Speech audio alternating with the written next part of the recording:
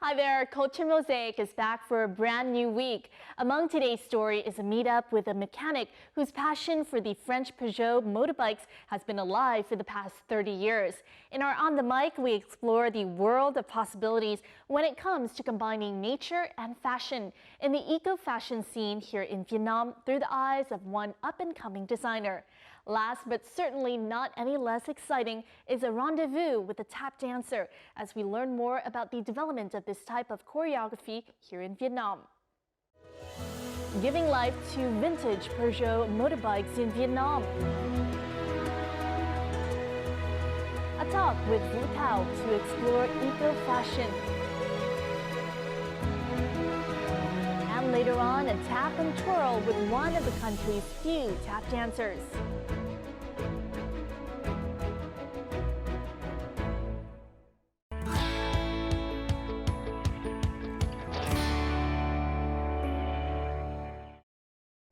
Into the cultural news for this week, Hanoians will have a chance to enjoy a 105-minute virtuoso performance by the 95 members of the London Symphony Orchestra at the Lý Thái Tổ Statue and Garden at 7:45 p.m. on Saturday evening. This is the first time a British orchestra has performed in Vietnam. The concert is the orchestra's final performance during its tour of Asia. The event is also part of the city's tourism activities. The performance will be televised on 3 big screens around Hoàng Kim Lake. On Thursday, the Israel Film Festival kicked off in Hanoi. This is the third time the festival has been held, hoping to introduce Israeli culture to the Vietnamese audience. The movies bring the audience different perspective of Israel, from the lives of the female clerical staff at a remote army base in the Israeli desert in Zero Motivation to a group of obese people in the Israeli city of Ramla in A Matter of Size.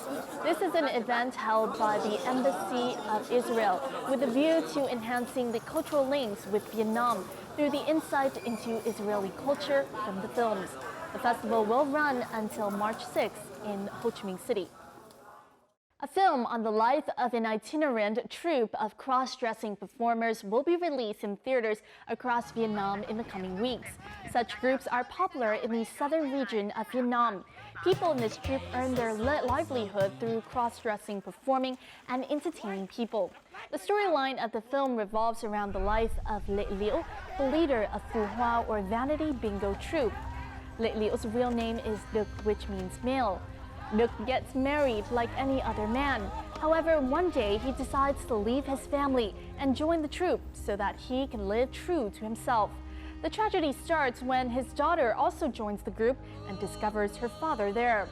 The film will be screened on March 31st.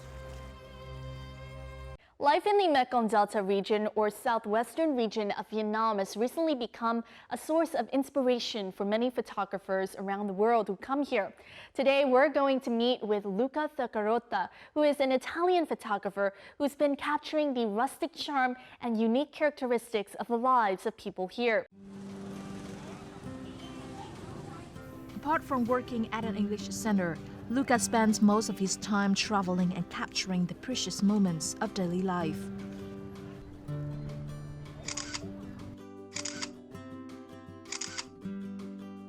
With photography, you can express yourself and you can tell stories. My purpose in life is show to people who don't travel what is the real culture and what is the real life in the countries far away from them.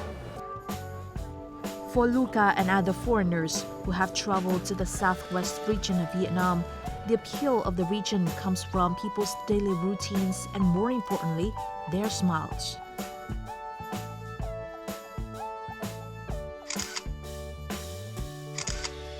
I always say to my friends, look, stop complaining, just come to countries like where I live in Vietnam or other countries and see how people can take the life much easier. They should learn about this.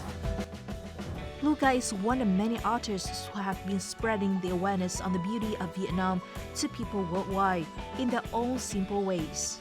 The local floating market's bustling activity and people's smiles are captured as precious moments in his photos.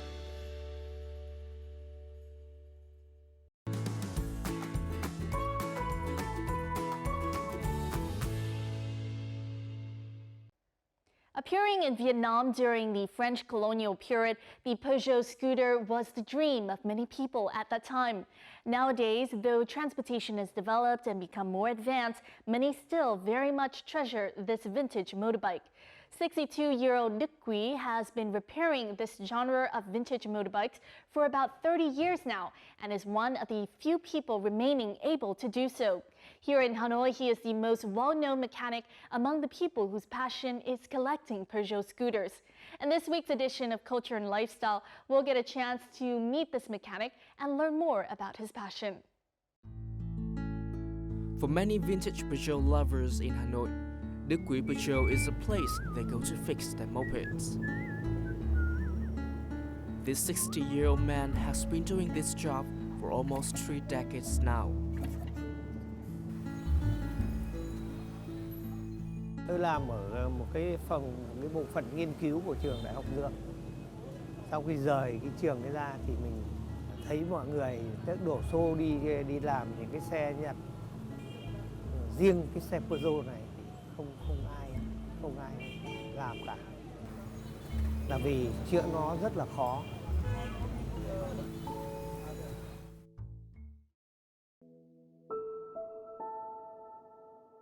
Peugeot, the unforgettable and almost mythical vehicle, appeared for the first time in the 1950s in Vietnam, mostly in the hands of diplomats and rich people.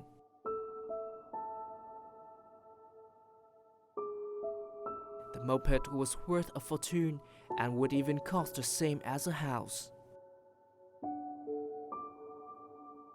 We used to own a Peugeot moped.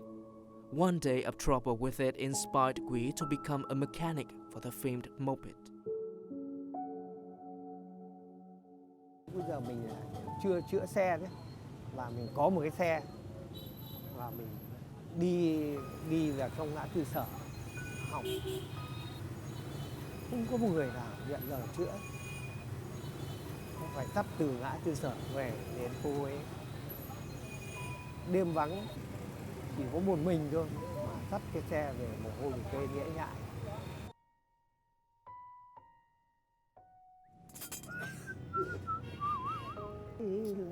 Khi mà mình đã trở thành người thợ sửa chữa rồi thì phải chữa thật tốt.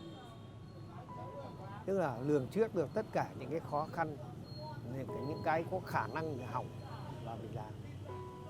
Cơ bản là có bác Quý là cái người mà chăm sóc được người đám chơi. Many Peugeot lovers found out about Quý shop just through word of mouth. Almost everyone who's been to his shop returned again, but not as customers. They return as friends, not just to have their bike fixed, but also to share their love for the moped with the old mechanic. Toàn thành phố cái số người mà để sửa chữa được cái xe Peugeot này cũng không còn nhiều, nó chỉ là đếm trên đầu ngón tay. Đấy. Nhưng mà để tìm được một cái người thợ mà hoàn chỉnh như bác Quý thì chắc là tôi nghĩ là không có ai như thế được. Để cho một cái xe mà nó nổ máy dễ dàng và nó đi được thì cái việc ấy tôi nghĩ là không phải là việc khó. Thế những cái khó nhất là với bác Quý là bác ấy đưa được những cái xe nó đạt được đến hết khả năng của nó. Có nghĩa là bác ấy tận dụng tất cả cái khả năng của kỹ thuật của cái xe để cái xe nó được tốt nhất. Bác ấy khai thác được hết cái khả năng của cái xe. Trời nắng thậm chí 38-40 độ, nắng ngoài đường rất là nắng. Mọi người thì chui vào máy lạnh, nghỉ ngơi, nhưng mà giờ đấy thì bác vẫn một mình loay hoay với chiếc xe này. Thậm chí là tháo từng bộ phận của xe, sau đó là dạy con trai của mình về những công việc hoặc hiểu biết về xe đấy. Làm cái nghề này thì thật là yêu thích, chứ còn nó không giàu có. Bây giờ thanh niên người ta không thích sửa chữa những cái này vì nó đòi hỏi là tay nghề phải rất là vững vàng. Cái thứ hai là phải rất là đam mê. Nhưng nếu mà không có những cái thứ đấy thì không làm được. Nếu sau này mà còn khả năng làm xe này thì mình sẽ làm đến cùng luôn.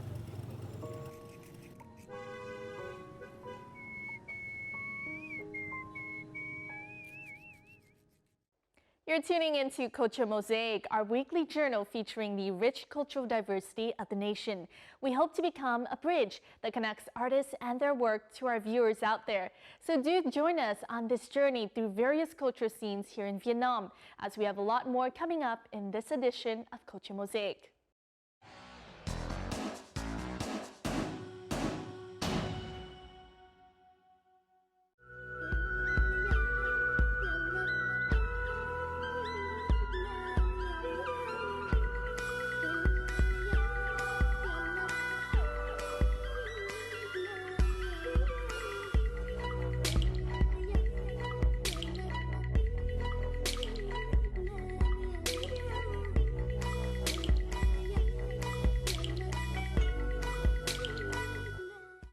The clip that you've just watched features a special type of fashion which is now becoming a new consideration for many Vietnamese fashionistas and nature lovers, and that is eco-fashion. The brains behind these designs is designer Vũ Thảo. Entering the fashion design world quite late, however, Thảo has left a distinct impression on the industry here in Vietnam with her different concept of fashion and her unique brand Kilomet 109, one of the few brands in Vietnam to adopt eco fashion. Our reporters sat down with Vũ Thảo for this week's On the Mic. We'll join them in the following. Eco-fashion or sustainable fashion is a trend that has been gaining popularity around the world. It is a broader term used for all clothing, fabrics and accessories that have been manufactured in an environmentally conscious way. Thanks to being environmentally friendly, now fashion lovers can integrate them into their wardrobes and lead more sustainable lifestyles.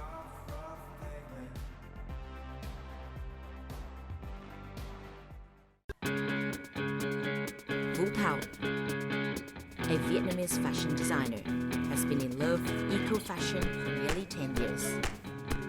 Her brand, Kilomet 109, combines her Vietnamese heritage with designs that are innovative and cultural-oriented while also being eco-friendly.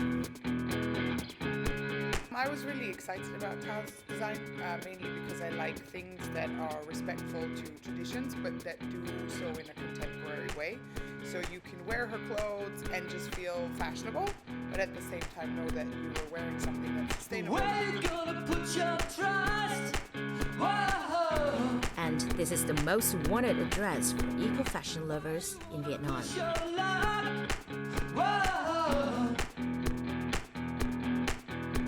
They said you were unusual as a child.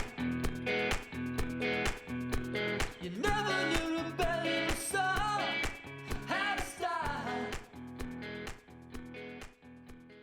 Cảm ơn chị đã nhận lời tham gia chương trình trò chuyện cùng nghệ sĩ của chúng tôi ngày hôm nay. Có một điều khi mà tiếp cận với bất cứ thiết kế nào của chị thì mọi người đều có thể nhận ra rằng đó là những bộ trang phục rất đương đại nhưng cũng có một nét gì đó rất là truyền thống. Vậy chị có thể chia sẻ về quan niệm thiết kế mà chị đang theo đuổi được không ạ? Từ những cái ngày đầu chập chững bước vào nghề thì cũng luôn luôn thì có một cái mối duyên với các trang phục truyền thống. Tôi quan niệm rằng là các nghề truyền thống, các cái kỹ thuật truyền thống nó chỉ có thể tồn tại được nếu mà bạn cập nhật nó. Vì thế thì các thiết kế của tôi, mặc dù tôi lấy ý tưởng rất nhiều từ các cái trang phục truyền thống cũng như các cái kỹ thuật truyền thống, mặc dù nó rất ẩn, thế nhưng mà tôi gần như là biến hóa nó và gần như là các bạn bạn thấy truyền thống nó không lộ ra. Và tôi nhìn thủ công ở đây thì hoàn toàn hiện đại. Các bạn đừng hiểu thủ công ở đây có nghĩa là cái gì đấy nó thô nhám, cái gì đấy nó thuộc về quá khứ, nó cổ hoặc là nó liên quan đến cái gì đấy mà nằm trong không phải là thời trang. Thực ra các cái yếu tố thủ công này trong ngành của tôi thì chúng tôi gọi là thời trang cao cấp couture, và chỉ có couture thì ví dùng rất nhiều các cái kỹ thuật thủ công, bởi vì bạn càng làm thủ công thì các cái dấu ấn cá nhân cũng như là cái dấu ấn về thiết kế thì nó càng truyền tải rất là mạnh. Thời trang sinh thái là một khái niệm thời trang khá là mới mẻ ở Việt Nam. Vậy thì theo chị, cái dòng thời trang này nó có những đặc điểm gì mà khiến nhiều người e ngại hay là khó tiếp cận với nó đến vậy ạ? Thực ra đây cũng là một cái xu hướng khá mới trên thế giới, không phải với mỗi Việt Nam đâu. Theo đuổi cái dòng thời trang sinh thái, tức là cái công của nhà thiết kế bỏ ra nó rất lớn. Từ cái khâu làm nguyên liệu thô thì các bạn đã rất mất công rồi. Xong sau đó đến cái khâu thiết kế, rồi là khâu gia công. Nó rất là cầu kỳ. Dòng thời trang này tôi tạm gọi nó là thời trang chậm. Rất nhiều các cái nhãn hiệu thời trang lớn trên thế giới thì họ rất sợ đi theo cái hướng này và gần như là không thể, bởi vì cái nhãn hiệu của tôi nhỏ và nó cho phép tôi được làm cái điều này. Có thể nói là ở Việt Nam hiện nay chị là người đi tiên phong trong cái dòng thời trang sinh thái này. Vậy thì chị đã học hỏi những kinh nghiệm từ đâu ạ? Thực ra đi tiên phong trong cái này gần như là bạn phải dò dẫm rất nhiều. Nhưng vì thế thì bạn có cả một sự tự do. Và ngoài ra nữa thì bạn cũng gánh thêm một trách nhiệm. Bởi vì khi mà bạn là một trong những người đi đầu trong cái lĩnh vực này thì bạn gánh thêm một cái trách nhiệm là bạn định hình nó. Tôi cũng phải rất là cập nhật với các cái xu hướng trên toàn cầu thông qua các cái tạp chí cũng như là các cái kênh chủ lực của thời trang trên thế giới để định hướng các cái xu hướng thời trang.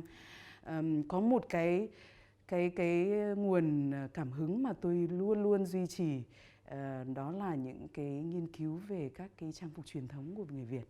Rất là lãng phí nếu mà mình không đào bới chính cái văn hóa của mình. Và tôi cũng rất may mắn thì có một cộng đồng, cụ thể là một các cái nhóm, cái group ở trên Facebook rồi là Instagram và cả email nữa. Các cái cộng đồng này thì có các nhà nghiên cứu rồi là các nhà thiết kế cả chất liệu cho đến thiết kế thời trang.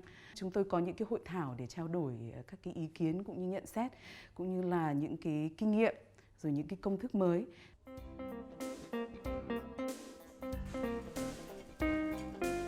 Each collection is a new experience for Thảo. She always looks for new ideas and new natural materials in Vietnam.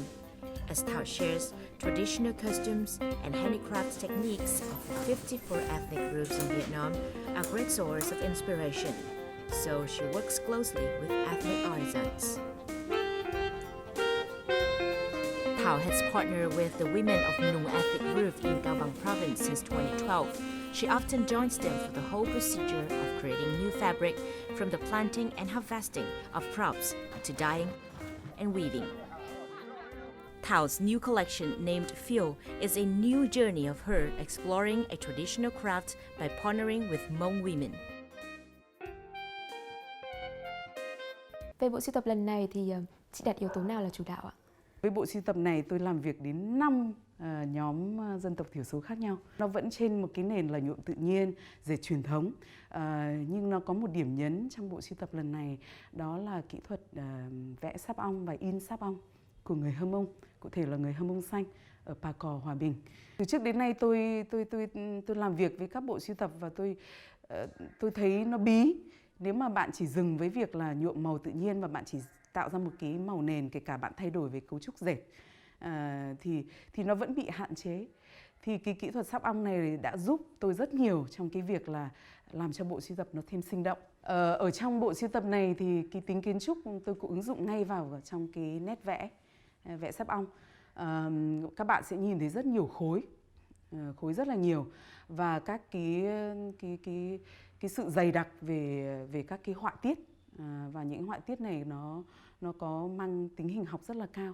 Tôi chú trọng rất nhiều những chấm tròn, những cái đường kẻ tăm, những cái mô típ sóng ngầm. Bạn sẽ nhìn thấy rất nhiều các cái cấu trúc xoắn ốc. Được biết đây là lần đầu tiên chị kết hợp với các nghệ nhân Hơ Mông.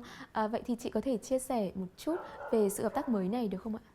Đây là một trong nhóm dân tộc thiểu số mà có một làng nghề vô cùng hiếm hoi. Và khi mà tôi bắt đầu gặp các chị thì các chị thì quá quen với cái thao tác vẽ sáp ong truyền thống như các bạn nhìn ở trong các cái trang phục của các chị Hơ Mông. Các chị có xem một số các cái ý tưởng phác thảo thì các chị cũng chần chừ, cũng giống như cái nhóm Nùng đợt trước tôi thử nghiệm với việc nhuộm tự nhiên. Tôi gửi một số các cái chất liệu mà bản thân tôi dùng, mà tôi muốn dùng cho bộ sưu tập này.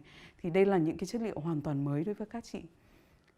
Thì cái công việc đầu tiên các chị nhìn vào là các chị phàn nàn là vải nó rất là xộc xệch, lụa sao nó lại nhũn thế này, rồi nó mỏng dính, nhuộm mãi nó chẳng lên.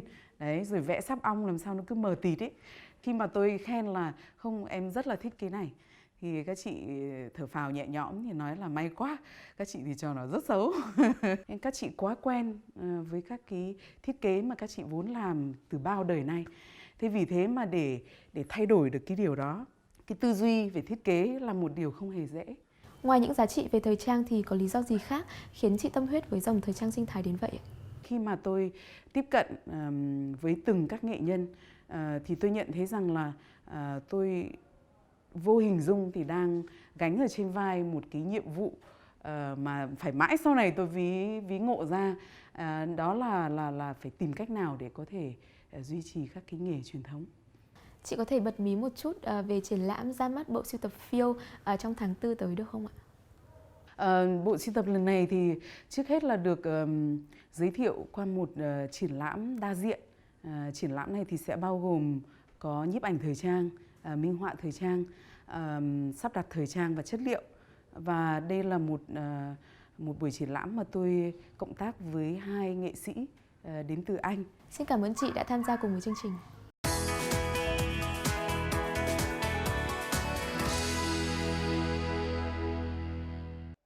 Tap dancing is a genre of choreography that you might have already been acquainted with. It is a dance in which performers use shoes with metal heels and tips to create clicking sounds and thereby percussions and rhythm. This dance has been popular in Western countries for hundreds of years and even brought to the big screen with movies such as Gene Kelly's classic Singing in the Rain, Chicago, or the more recently popular La La Land. Today in this edition of Connecting Cultures, we will meet with one of Vietnam's very few tap dancers and find out how this dance is catching on here in Vietnam. Every afternoon, by the bank of Hanoi's Red River, there's a man with a strange-looking pair of shoes and a wooden board. He finds a quiet spot, puts on his shoes, and from them, a series of fast and rhythmic clicking sounds starts to emit. His name is Tất Long, and is one of the very few people in Vietnam who practice tap dancing. Tap dance là một bộ môn nhảy với đôi giày mà gắn theo cái cá. Khi mà nhảy thì là phát ra những cái tiếng kêu lách tách, có cái tiết tấu, giai điệu. A tap dancer can dance with or without the music. It is this flexibility that has attracted Long to tap dancing ever since he was a student. Tôi tập tap dance từ khoảng năm 2003 đến bây giờ khoảng độ 12-13 năm rồi. Trước đấy là tôi tập điệu nhảy của ông hoàng nhạc pop Michael Jackson. Đấy. Thì cái thời điểm đấy thì hầu hết cái giới trẻ đều rất là thần tượng và hâm mộ Michael. Khi mà mình biết là Michael cũng nhảy tap dance thì cũng tò mò để tìm hiểu xem là tap dance nhảy như thế nào, và cuối cùng là cũng thấy là rất là hay. Và sau đấy tôi tập tap dance để thể hiện cá tính của mình nó rõ hơn. Còn tập Michael thì cũng chỉ là bắt chước thôi. Tap dancing began in the US in the mid-1800s and has appeared many times in pop culture and famous Hollywood movies. However, in Vietnam, it is still relatively new and strange, so finding classes is very difficult. Looking at the quick, skillful movements of Long's feet, few people would expect that he learned everything by himself. Cái thời tôi bắt đầu tập thì là gần như là phải tự tìm hiểu và tự đóng giày, tự đóng cái bộ cá bằng sắt hoặc bằng thép để gắn vào đôi giày của mình để tập. Tưởng là đơn giản, thế nhưng cũng phải mất rất nhiều thời gian. Thì lúc đấy là hầu như là không có tài liệu. Long fell in love with tap dancing because of the freedom it brings. The rhythm of the feet, the hands, the combination of wood and metal allow him to effectively express his feelings into motions. Tap dance này có thể phù hợp với mọi lứa tuổi, từ những cái cậu bé có thể chập chững biết đi, thì khi mà đi cũng đã có thể tạo ra tiếng động rồi, cho đến những người lớn tuổi, 60-70 tuổi cũng có thể thể hiện cái cá tính của mình, tùy vào cái năng lượng của mỗi người. Cùng một cái câu nhảy đơn giản thì tôi nhảy theo một kiểu và người khác có thể nhảy hoàn toàn theo một cách khác, hoàn toàn tự do, không theo một cái khuôn phép nào cả. Long has performed numerous times on stage and even on national TV. Even though Long is now considered the only performing tap dancer in Vietnam, he finds tap dancing difficult to make a living with. He used to have a dance group, but now each member has a different job. Long spends his time not dancing, painting in his studio. Thực sự thì có thể là cái duyên nó vẫn chưa đến. Khi mà người ta tập một thời gian thì người ta cứ chuỗi dần đi. Cho nên là các bạn ấy thì mỗi người một nghề. Cũng là đam mê tập thì là cũng đi diễn. Nhưng sau đấy thì cái công việc để mà nuôi sống người ta nó cuốn theo. Thì cũng coi cái này chỉ là tập để mà lấy nuôi dưỡng cái sự gặp gỡ anh em bạn bè thôi. Cái đây nó sẽ hỗ trợ cho các bạn ấy ở những cái công việc riêng của mỗi người. Ví dụ như có bạn thì học bây giờ là ở trong một đoàn múa, có bạn ở trong một đoàn kịch. Thì khi mà cái biên đạo hoặc là đạo diễn người ta cần cái tép này ở trong cái vở múa của vở kịch người ta sẽ sử dụng. Thì tôi nghĩ đấy là cái cũng là rất là hay. Hy vọng là họ vẫn theo đuổi. Tap dancing is not just a hobby, it is also a means to escape. Khi mà mình luyện tập đến một cái độ ấy, thì mình sẽ cảm nhận được cái không gian mà mình tạo ra cho mình giải thoát được tâm trí, cảm thấy tự do,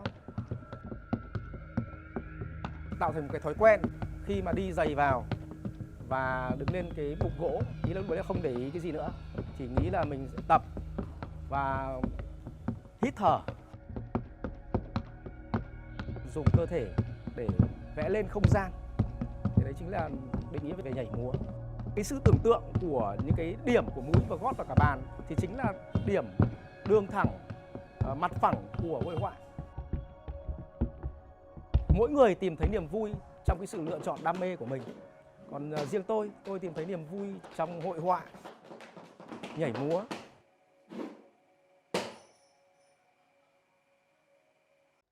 And that is also wrapped up this edition of Culture Mosaic for this week. If you would like to provide any feedback or comment on anything you've seen here on Culture Mosaic, please feel free to write to us at vtvinternational@vtv.vn and make sure to include both your name and address. You can also log on to vtv4.vn or our YouTube channel at vtv4go for more of our program. Don't forget to join us next week for another episode of Culture Mosaic. Until then, goodbye for now.